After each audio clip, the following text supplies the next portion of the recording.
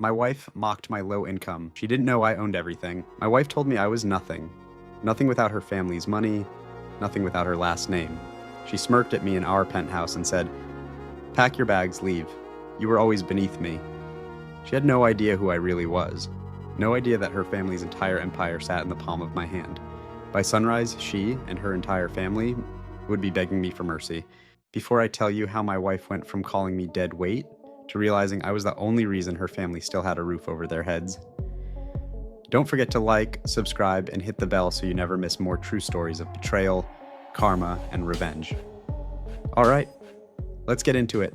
My name is Raymond, I'm 44, and last month my wife ended our marriage with 8 words. "You're nothing without me, without my family." She said it casually while pouring herself wine. In the penthouse I secretly owned.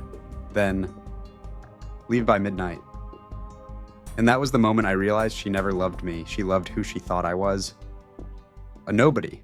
When we met, I introduced myself as a middle-income guy. Normal job, normal life, nothing special. I hid my real last name, the one tied to an old private multi-billion-dollar investment family. I wanted love, not gold digging. For years she treated me well.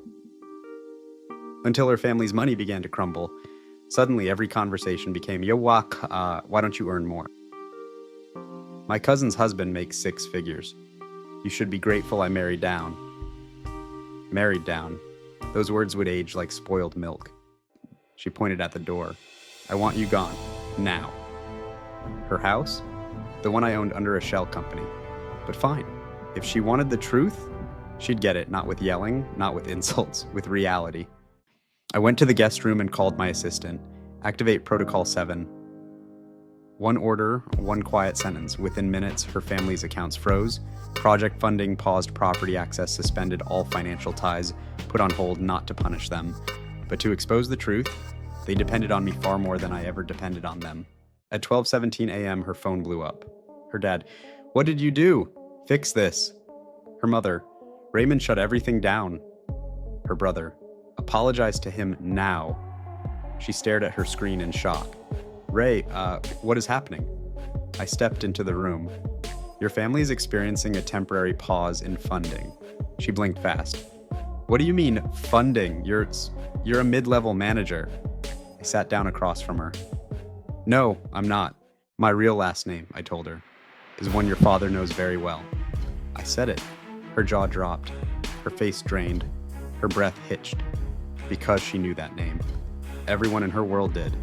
Her father's failing real estate projects, funded by my family's investment group. Her brother's rejected job applications, sent to my company. Her mother's favorite charity galas, sponsored by my trust. Her entire world existed because of me, she whispered.